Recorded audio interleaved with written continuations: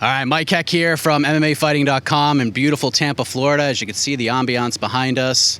We have a big event coming up this weekend. This Saturday, Avila Arena, which is just right over our right shoulders right now. The rematch is happening. Jake Paul versus Tyron Woodley.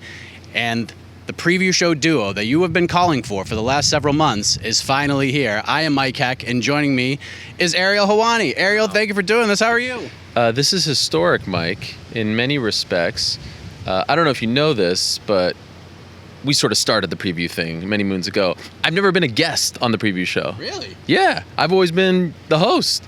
In all my years, I mean, dating back to when MMA Fighting and SB Nation teamed up in 2011, prior to that, the Fan House days, I have always held the microphone. So I feel a little weird right now. I'm not sure what to do with my hands. You are the man.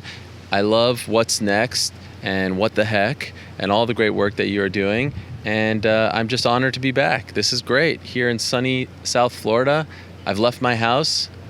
We're back, baby. There we go, and I'm very excited to have you on here. First things first, this rematch, it seemed like it just came out of nowhere, right? It was Tommy Fury, and then within like a couple of hours, Fury was out, Woodley's back in. Mm-hmm.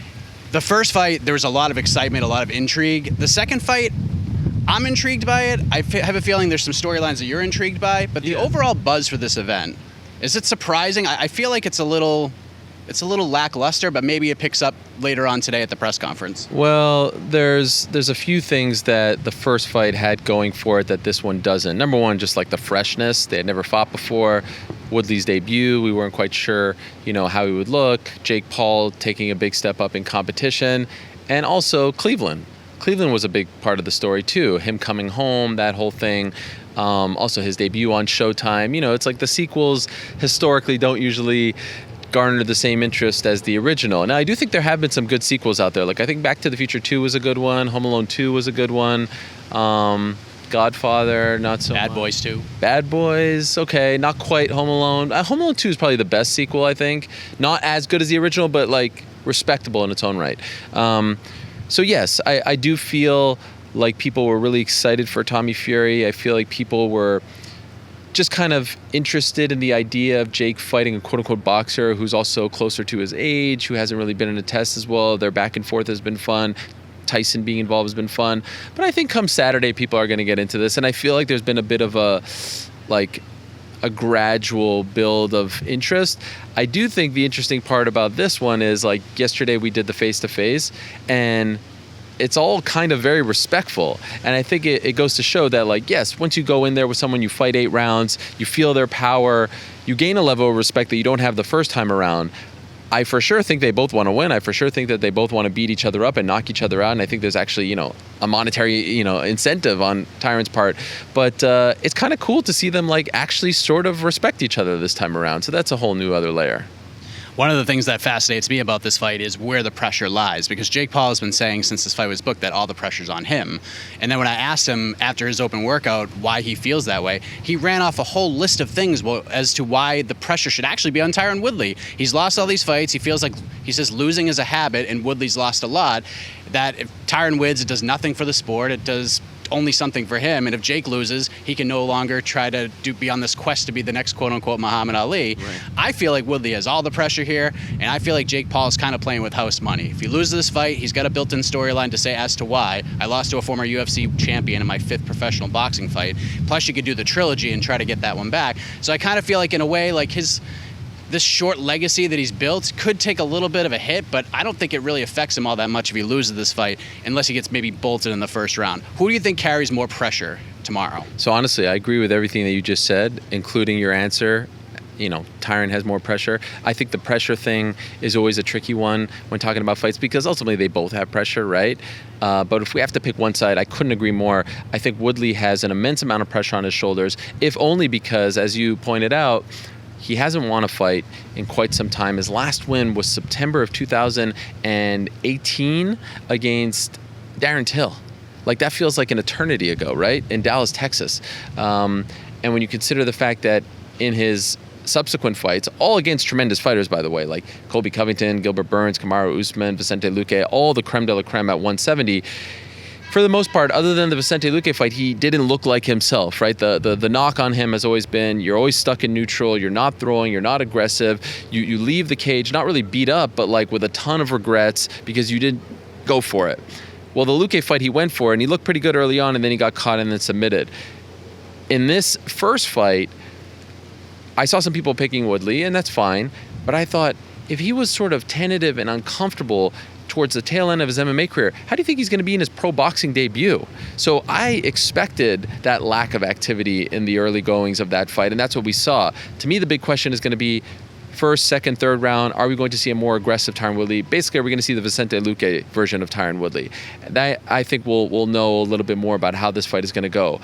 But I think it would be catastrophic for his legacy if he loses this fight, and especially if he gets knocked out, which I think is actually a possibility, right? Like, Jake has some power in his hands. I know, Nate Robinson, Ben Askren, not the same, but still power. And so Tyron Woodley left Cleveland, I think, with his legacy intact for the most part. It wasn't the Ben Askren Atlanta situation. Askren didn't look good. He got knocked out. That's something that he's going to have to deal with for a long time. I thought that was obviously more embarrassing than the Masvidal loss because of who Masvidal is. If Woodley gets knocked out by Jake Paul, if he loses Jake Paul for a second time, I don't know how you come back from that. If Paul loses, he could say, like, all right, I beat you the first time. It was short notice. I was caught off guard. Let's do it again, something like that. So, yes, long-winded answer, but I agree. I think Woodley has more pressure on his shoulders, given the resume, given the losing streak, and given the fact that he's already lost to him once. I agree with everything you just said there. And if Tyron wins, we know where this is going. They're just going to fight a third time. It's going to be big. If yeah, Jake, I wonder if they, so? I wonder if they take a break after it. There could be fatigue. They didn't go to the Conor Nate fight for a third time when you thought that they obviously could have, right? I'm not so sure that they go immediately to the third fight, even if Tyron wins. It's possible, but I don't think it's like fait accompli. What if Jake Paul wins this fight? What do you think? Do they go back to Tommy Fury? Is there something else? Like, I know he's calling out a lot of names that he can't actually fight right now. Yeah. Nate Diaz has the one fight left, and that seems interesting. But I also feel like Nate could do something similar on his own and build some sort of fight empire in his own way if he wanted to do it. But obviously that would be a big lucrative fight for Nate, but I just feel like it's unlikely at this point because of the one fight. He has to actually compete, and when that happens, who the heck knows at this point. So what do you think could be next for Jake if he wins? I mean, if Nate fights, I don't think the January thing is going to happen, but let's say he fights in March, right? Because February is already kind of done, even though the Izzy fight isn't done, but like, let's just say, all right, that's their big fight there. March is still kind of wide open. Conceivably, they could fight in July or August. If he fights out his deal, they could fight. Now, I agree with you. There's a lot of hurdles along the way. I don't hate the idea of going back to Tommy Fury. It sounds like he's not all that interested in it. And I think there would be some sort of, hesitation to go right back to that well because maybe they don't trust him that he's going to stick with the fight. And also the promotion was a little weird. Like, the press conference got weird because he didn't show up in Vegas and all that stuff. So I don't know if there's like a ready-made guy. There's always going to be MMA fighters out there, and I think the Jake Paul versus MMA gimmick and storyline is quite lucrative. It's very smart what he's doing because he's staying in the sport where he can make more money, but he's going after the guys who are well known, especially for the 18 to 34-year-old demo. Like, more people know UFC fighters than your typical counterpart in boxing, and he's bringing them over to a sport that they're not well versed in. He's fighting them, they're making a lot of money, a lot of attention, and he's winning. So it's a very smart playbook, and I think he can afford to stick around with that playbook for a little bit. But right now, there's no like ready-made guy. Like, I think in Cleveland, it was like, all right, you win, Tommy Fury wins, boom, right? There's no scenario like that right now. By the way, also wouldn't be surprised if he takes a bit of a break. He's talked about this. He wants to go to the dentist. He always talks about going to the dentist, right? He always mentions, I need to go to the dentist. And I'm like, yo, you could go to the dentist for 30 minutes. Like, what's the big deal? Like, are you literally training 24 hours a day? But I think he wants a bit of a break. This is his fourth fight in 13 months. Now, people will scoff at the idea of a fight against Nate Robinson and all that stuff, but still, it's a training camp. He's taking it seriously. You see how he looks. So I actually wouldn't be surprised if we don't see him until the summer, and who knows who emerges between now and then.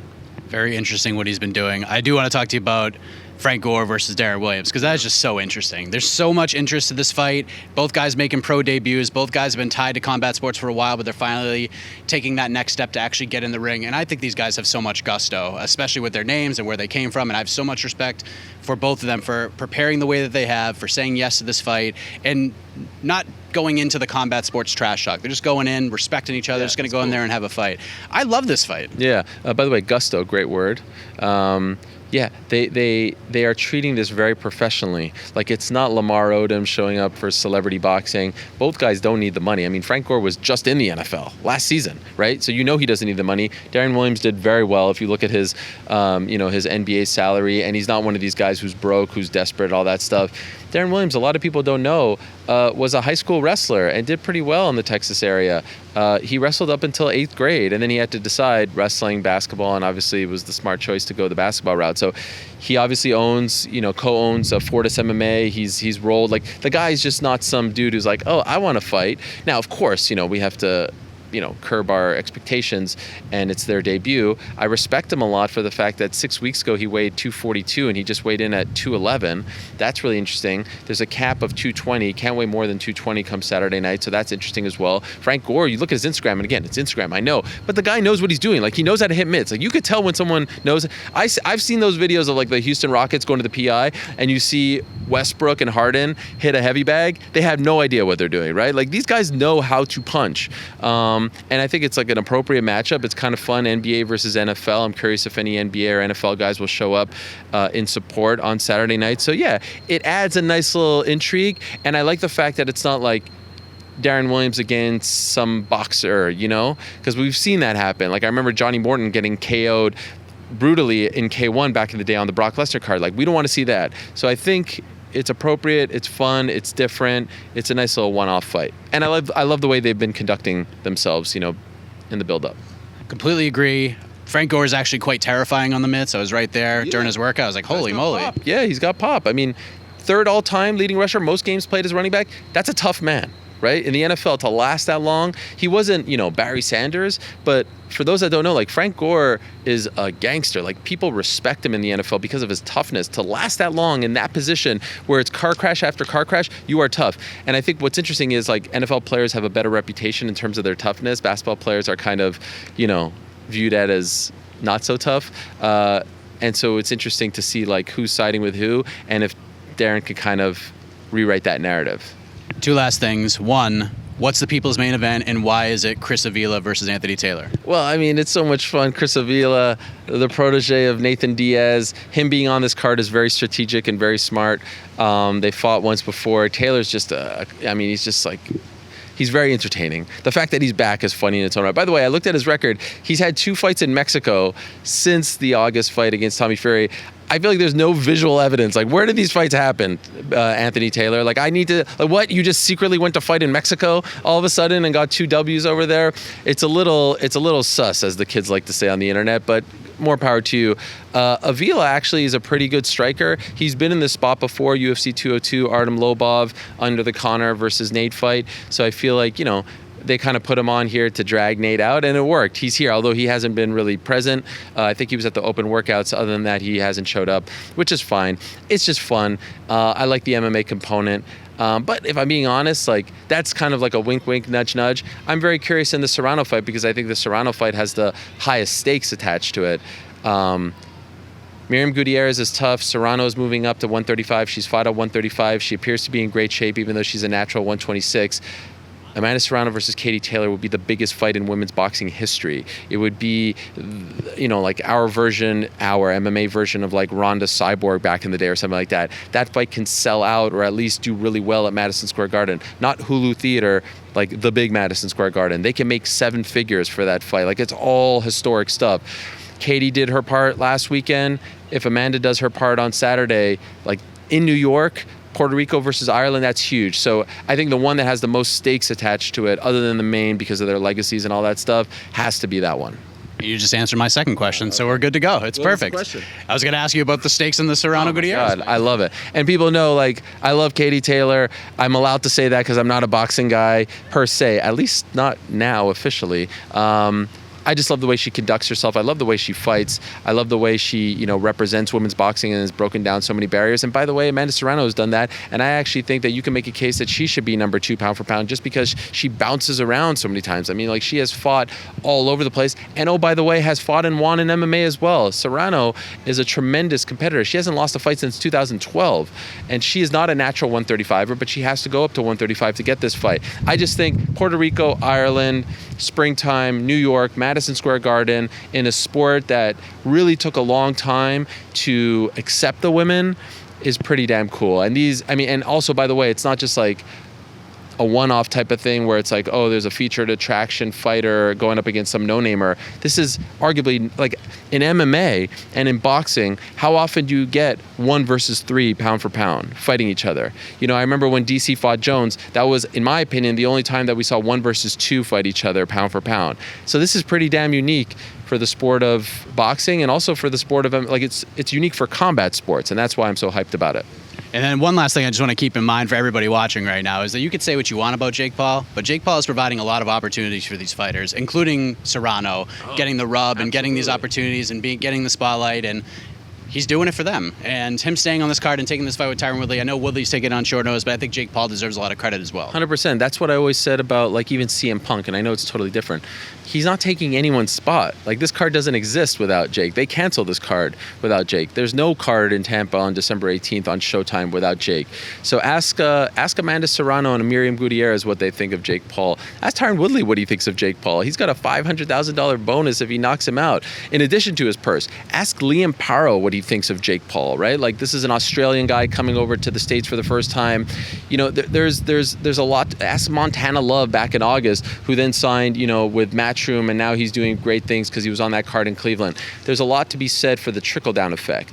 And this isn't basketball or the NFL where there's, 15 roster spots and you're Master P trying out for the Raptors and people are upset because you have no business being there. No. It's the Wild West of fighting. And if you are taking appropriate fights and then on top of that, providing opportunities and a platform and a spotlight for legitimate fighters, how could you hate that? If it was a card filled with YouTube and TikTokers, then I'm like, all right, fine, this is silly. But it's not. It's nothing close to that. So, the hate to me is getting tired. He's clearly taking the sport seriously. He's clearly respecting the sport and the process and the training camp. He's surrounded by legitimate people, Get over it. You don't have to watch it. But, like, this idea that he's a clown, that it's a circus, that it's all this stuff is so tired. And I think that more people should just be, appreciative of the opportunities. If you don't like him, at least be appreciative that he's giving legitimate fighters opportunities to make the most amount of money in their career. History could be made tomorrow. History was made on this Friday afternoon. Man, who would have thought? We're here. Crazy. The Heck and Helwani preview show. Wow. H&H. H&H Bagels. The H&H Bagel Show. You know H&H Bagels? I've heard of it. I've never actually been. Good Seinfeld episode about H&H Bagels. Oh, yeah, okay. Yeah. But a New York staple, if you will. The last time I was in Tampa, by the way, UFC on Fox. Rose was on the card. I think against Tisha Torres. I don't know. I'm going down a weird path here, but Amalie Arena, Tampa's a nice place, by the way. It's great. I mean, their hockey team screwed over my hockey team. Their football team screwed over my football team. We're trying to steal their baseball team. I have a weird relationship with Tampa, but I'm super happy to be here on the MMA Fighting Preview Show, on MMA Fighting YouTube channel, #1 in the sport of mixed martial arts, and dare I say, combat sports as well. I can't say anything, Casey. I can't say anything else, Casey. We're out of here. For Ariel, I am Mike Heck. Enjoy the rest of your day, everybody. We'll see you tomorrow night.